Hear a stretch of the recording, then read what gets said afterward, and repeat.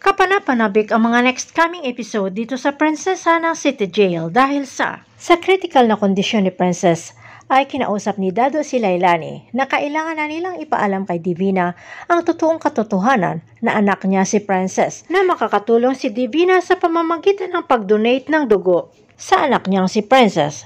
Ayon kay Lailani ay hindi si Divina ang sagot sa problema ni Dado at balak na sabihin ang katotohanan na si Charlene ang tunay na ina ni Princess.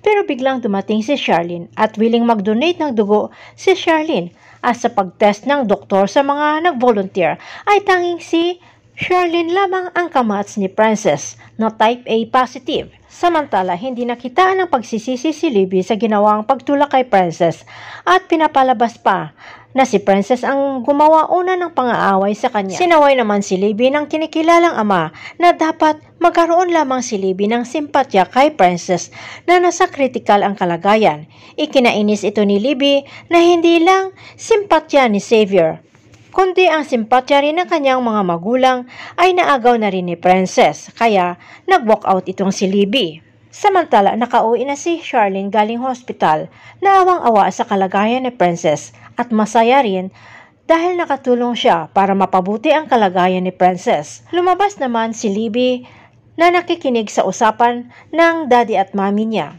na ayon kay Libby, masamang damo itong si Princess kaya mahirap mamamatay. Ikinagalit ni Charlene ang masamang pag-uugali ng kinikilalang anak kaya ito ay pinagalitan. Pero imbis na tanggapin ang kamalian ay sinisisi pa ang mami na ayon kay Libby dahil sa mami niya ay nasira ang childhood niya sa pagiging hindi ideal mother ni Charlene sa kanya at sumisigaw pa na sana hindi na lang si Charlene ang naging mami niya. Sa kabastusan ni Libby ay ubod lakas na sinampal ito ni Charlene na ikinagulat na rin ni Raymond at Libby.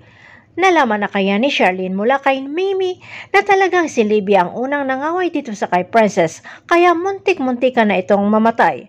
Hanggang kailan kaya itatago ni Lailani ang katotohanan? Abangan na lang natin ang susunod na episode dito sa Prinsesa ng City Jail.